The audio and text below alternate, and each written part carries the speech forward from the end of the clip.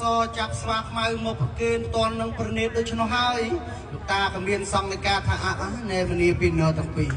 ឯងត្រូវជប់ឆ្លុះប្រកាយគ្នាទៅព្រោះថាឯងទាំងពីរណាជាបងប្អូនសាច់សាលហិតពូជពងអំបោតែជាមួយគ្នាទេណាទាំងអសក្តីទាំងអាខ្មៅក្តីណាចាប់ពីថ្ងៃនេះទៅត្រូវតាំងចិត្តឲ្យបានស្អាតជប់ដើររករឿងហេតុគេជប់ដើរលួចបោកប្រាស់បំផ្លិចបំផ្លាញណាឬប្រព្រឹត្តអំពើអកុសលពងពួរកប់បីដល់អ្នកដទៃនោះទើបឯងបានសុខកាយសប្បាយចិត្តស្ដាប់បានទេស្ដាប់បានបើស្ដាប់បានយល់ពីកំហុសខ្លួនហើយណាចូលឯងដោះលែងគ្នាឲ្យមានសេរីភាពវិញទៅណាចៅណា